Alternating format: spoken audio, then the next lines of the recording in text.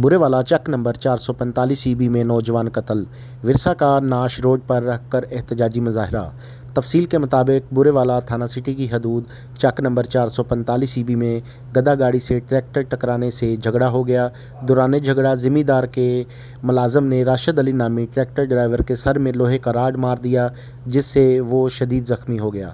ज़ख्मी को तहसील हेडक्वार्टर अस्पताल बुरेवाला मुंतकिल किया गया, जहां इसकी हालत तशवीशनाक होने पर साहिवाल रेफ़र किया गया, लेकिन वो ज़ख्मों की ताब ना लाते हुए दम तोड़ गया।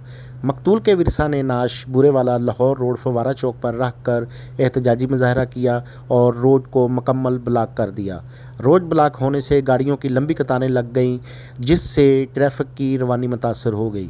पुलिस ने कार्रवाई की यकीन दहानी करवाई, जिस पर मुजाहरीन ने एहतजाजी मुजाहरा ख़त्म करते हुए रोड को खोल दिया। मोहसिन मुगल, मुगल न्यूज़, बुरेवाला।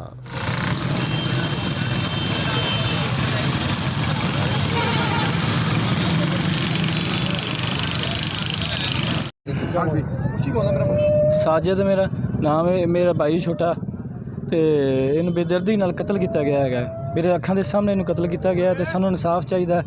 कतल दे बाद कतल नहीं तो सानू मुजरम चाहिए है। एक जान गया सी रोड ब्लॉक कोई कानूनी कार्रवाई नहीं होएगी, असि रोड ब्लॉक करेगा। सानू इंसाफ चाहिए, डीपीओ ते वज़ीर आला पंजाब तो सानू इंसाफ चाहिए वा।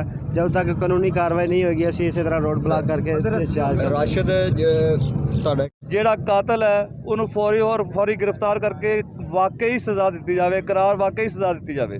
ठीक है। अपना है।